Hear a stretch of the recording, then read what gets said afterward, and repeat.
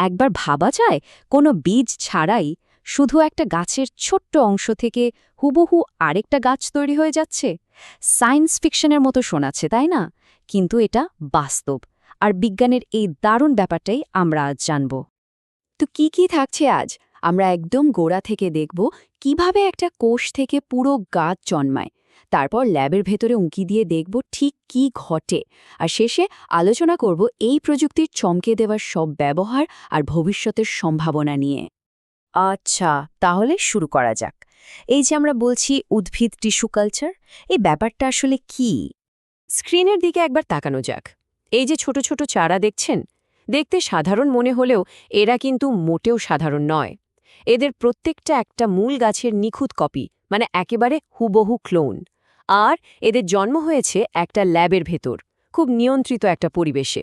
ব্যাপারটাকে অনেকটা গাছের জন্য একটা হাইটেক নার্সারির সাথে তুলনা করা যায়।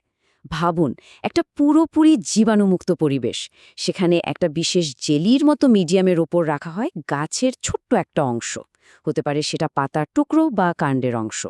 আর ওই জেলিটাই গাছটাতে বড় হওয়ার জন্য যা যা দরকার সব পুষ্টি জুগিয়ে দেয়। কিন্তু আসল প্রশ্নটা হলো, এটা কিভাবে সম্ভব? মানে একটা পাতার সামান্য টুকরো থেকে কিভাবে আস্ত একটা গাছ তৈরি হয়? এর পেছনের বিজ্ঞানটা কিন্তু দারুণ মজার। ব্যাপারটা ভাবলেই অবাক লাগে, তাই না? একটা মাত্র কোষ, আর তার মধ্যেই কিনা লুকিয়ে আছে পুরো একটা গাছের সব তথ্য। মানে তার শিকড় কেমন হবে, কাণ্ড, পাতা, ফুল, সবকিছুর একটা কমপ্লিট ব্লুপ্রিন্ট। এই ধাঁধার উত্তরটা হলো একটা শব্দে, টোটিপোটেন্সি। এর মানে কি? সোজা কথায়, গাছের প্রায় প্রত্যেকটা কোষের মধ্যেই পুরো গাছটার একটা জেনেটিক ব্লুপ্রিন্ট, মানে একটা সম্পূর্ণ ডিজাইন প্ল্যান স্টোর করা থাকে। যখনই সে সঠিক পরিবেশ আর পুষ্টি পায়, ওই একটা কোষ থেকেই নতুন করে শিকড়, কাণ্ড, পাতা সবকিছু গজানো শুরু হতে পারে। অসাধারণ, তাই না? তো তথ্য তো বোঝা গেল। এবার চলুন ল্যাবের ভেতরে ঢু মারা যাক, দেখি বাস্তবে এই কাজটা কিভাবে করা হয়, স্টেপ বাই স্টেপ। কাজটা শুরু হয় একটা এক্সপ্ল্যান্ট দিয়ে, মানে গাছের ছোট্ট একটা অংশ, ধরুন পাতা বা কাণ্ডের টুকরো, সেটাকে কেটে নেওয়া হয়।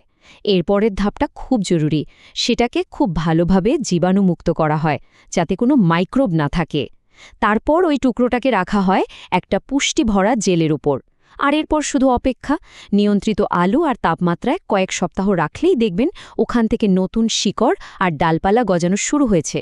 যখন চারাটা একটু বড় হয়, তখন তাকে ল্যাব থেকে বের করে এনে মাটিতে লাগিয়ে দেওয়া হয়। এই ছবি দুটোতে পুরো ব্যাপারটা খুব পরিষ্কারভাবে দেখা যাচ্ছে। বাঁদিকের ছবিটাতে দেখুন, কাচের পাত্রে কালচারগুলো একদম শুরুর দিকে কেমন থাকে, আর ডান দিকের ছবিটাতে ওই কালচার থেকে জন্ম নেওয়া তরতাজা সবল চারাগাছ। এই পুরো কাজটাই যে একটা জীবাণুমুক্ত কন্ট্রোলড পরিবেশে হয়, সেটা কিন্তু খুব গুরুত্বপূর্ণ, কারণ খোলা হাওয়ায় এটা করা প্রায় অসম্ভব।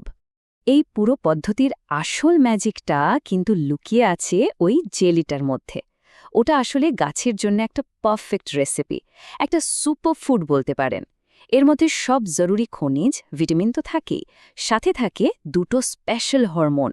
একটা হলো অক্সিন, যেটা গাছকে সিগন্যাল দেয় এবার শিকড় গজানো শুরু কর। আর আরেকটা হলো সাইটোকাইনিন, যেটা বলে আচ্ছা, এবার কাণ্ড আর পাতা তৈরির সময় হয়েছে। এখন মনে প্রশ্ন আসতেই পারে যে এত ঝামেলার দরকারটা কি? মানে বীজ থেকে তো গাছ হয়ই, তাহলে ল্যাবের ভেতরে এত কিছু করার সুবিধাটা কোথায়? সুবিধা কিন্তু একটা দুটো নয়, অনেক। যেমন ধরুন, কোনো একটা সেরা জাতের গাছ, এই পদ্ধতিতে তার লক্ষ লক্ষ হুবহু কপি বানানো যায়। খুব কম সময়ে গাছগুলোকে বড় করে তোলা যায়, বীজের জন্য অপেক্ষা করতে হয় না। আবার ধরুন অর্কিড, এর বীজ থেকে চারা করা যে কি কঠিন, টিস্যু কালচারের মাধ্যমে সেটাও সহজ হয়ে যায়। তবে সবচেয়ে বড় সুবিধাটা হলো, এই পদ্ধতিতে একেবারে রোগমুক্ত, মানে ভাইরাস ফ্রি চারা তৈরি করা যায়। আর এটা কিন্তু চাষবাসের দুনিয়ায় একটা বিরাট বিপ্লব। এই যে একটা গাছ থেকে খুব অল্প সময়ে হাজার হাজার, এমনকি লক্ষ লক্ষ হুবহু একই রকম গাছ তৈরি যে প্রক্রিয়া, এর একটা বিশেষ নাম আছে, মাইক্রোপ্রোপাগেশন। আর কমার্শিয়ালি, মানে বড় বড় নার্সারি বা খামারের জন্য এটা একটা গেম চেঞ্জিং টেকনোলজি। কিন্তু দাঁড়ান, গল্প এখানেই শেষ নয়। টিস্যু কালচারের ব্যবহার শুধু ভালো চারাগাছ বানানোর মধ্যেই আটকে নেই, এর ভবিষ্যৎ সম্ভাবনাগুলো আরও অনেক বড় আর ভীষণ ইন্টারেস্টিং।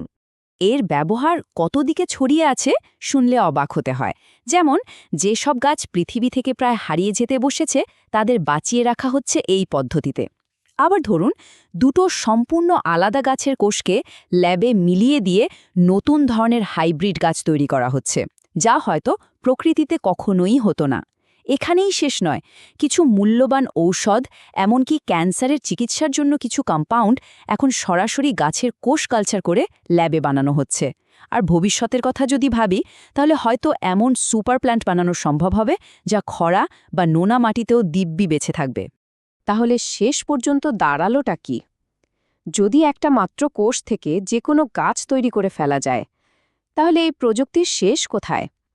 একবার ভেবে দেখা যাক, ভবিষ্যতে আমরা কি তৈরি করতে চলেছি।